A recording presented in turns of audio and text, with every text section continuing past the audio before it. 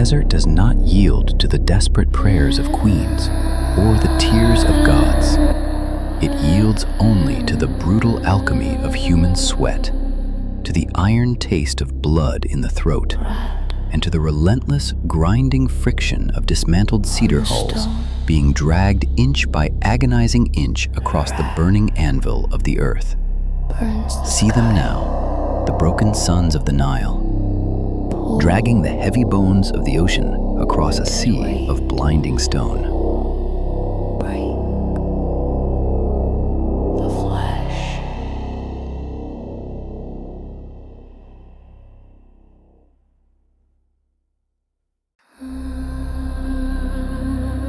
Every cracked lip, every splintered palm bleeding into the dust is a silent, suffering offering to the absolute will of Amun, securing a divine mandate with the fragile, tearing tendons of mortal men who march blindly into the blinding white furnace of the sun. For the mythical land of Punt lies far beyond this crushing horizon of fire and rock, and the exorbitant toll for eternal glory is forever paid in the bruised flesh of the forgotten. The dead weight. The flesh. The jagged, unforgiving expanse of Wadi Gawasis is a purgatory of high-contrast chiaroscuro, where the merciless sun casts pitch-black, blade-like shadows against a blinding canvas of pulverized gold, reducing the grand ambitions of an empire to the biomechanical rhythm of straining shoulders and heaving lungs. Here, the immense dismantled ribs of the great maritime fleet are bound to heavy wooden sledges, pulling downward with the gravitational terror of a collapsing monument, threatening to snap the thick hemp ropes and shatter the frail, sun-scorched spines of the laborers trapped beneath them. The heat is not merely an environment. It is a physical predator crushing the breath from their chests. They inhale the powdered dust of ancient mountains, choking on the dry ghosts of 1 million lifeless stones.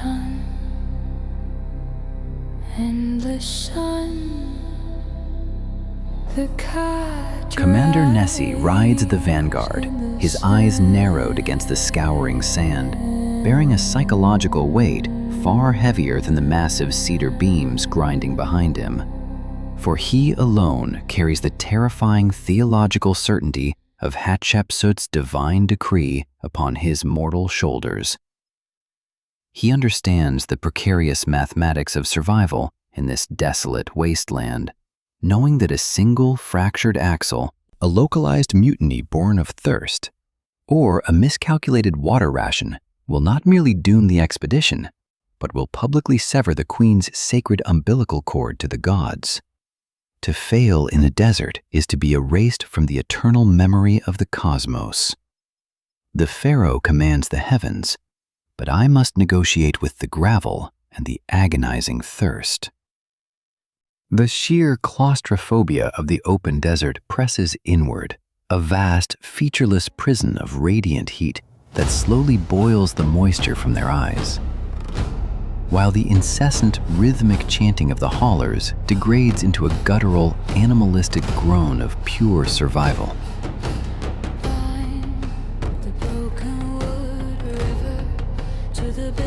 At the edge of the known world, the burning stone finally surrenders to the bitter waters. The suffocating dust clears to reveal the vast, glittering expanse of the Red Sea, where the shattered men collapse in the muddy shallows, their blistered hands frantically washing the accumulated filth of the desert from the massive, interlocking joints of the imported cedar timbers. With desperate, calculated precision, the shipwrights begin the frantic resurrection of the armada, driving wooden pegs through the massive mortise and tenon joints, weaving thick ropes of papyrus to bind the heavy planks, transforming dead timber into floating fortresses capable of confronting the chaotic abyss. We sew the wood together like the torn flesh of Osiris, praying the water holds our fragile stitches.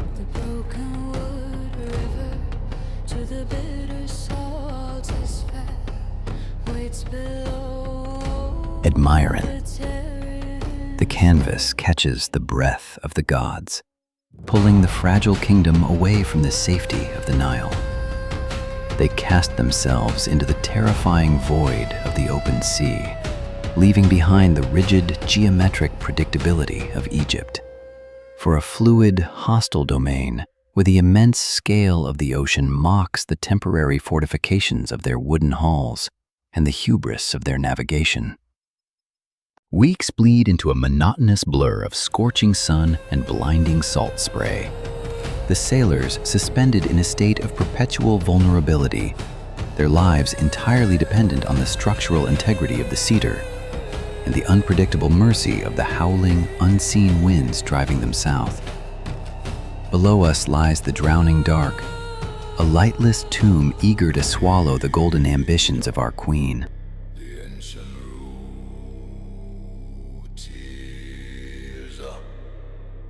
The golden, blinding light of the desert is violently extinguished by a terrifying, humid canopy of emerald green. The armada breaches the mouth of the hidden river, plunging the sun-adapted Egyptians into a profound visual shock as heavy, suffocating shadows envelop the ships, while piercing volumetric rays of divine light slice through the dense, towering jungle foliage like the golden spears of Ra. This is the land of Punt, a chaotic, sensory-rich paradise that feels dangerously alive, where the sterile, disciplined architecture of Thebes is replaced by a wildly overgrown, pulsing ecosystem that threatens to swallow the weary foreigners in its overwhelming, suffocating embrace of humidity and shadow. Even the air here breathes. It is thick with ghosts, heavy with the sweet, sickening perfume of the divine.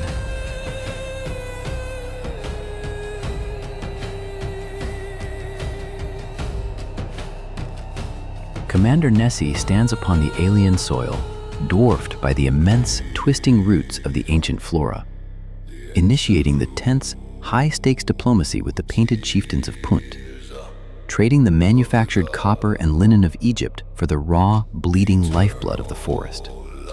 They have not come for gold or slaves. They have come to uproot the very breath of the gods.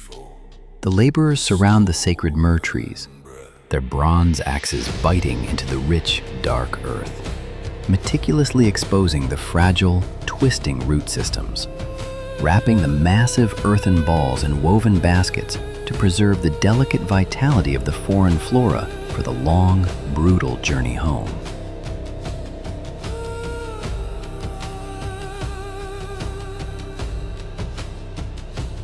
As the root snaps, thick, golden droplets of fragrant resin bleed from the wounded bark.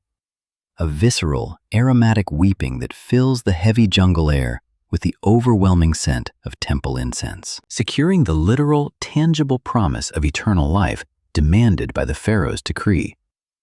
We are stealing the tears of the earth, caging the divine essence in the damp darkness of our ships.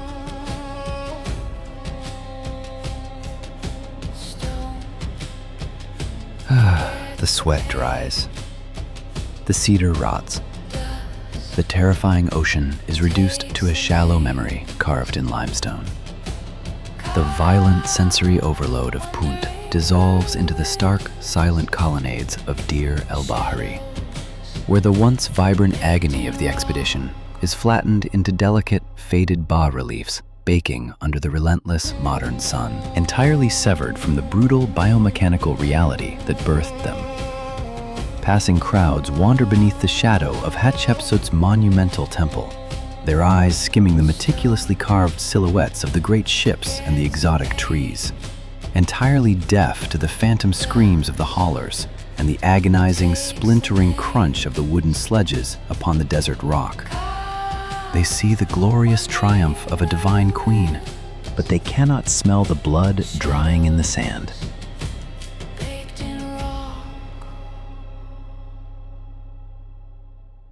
Time is the ultimate fire, consuming the flesh of the mortal to forge the myth of the divine. Commander Nessie's desperate calculations, the cracked spines of the nameless laborers, and the fragile, bleeding roots of the myrrh trees have all long since crumbled to dust. their profound suffering utilized merely as the temporary scaffolding required to elevate a mortal woman into the permanent pantheon of the gods. Yet, the sheer audacity of the Armada remains anchored into the very spine of the earth, an enduring testament to the terrifying power of administration and absolute belief, proving that while humanity is inherently fragile, the relentless architecture of its ambition can outlast the stars. The men perish,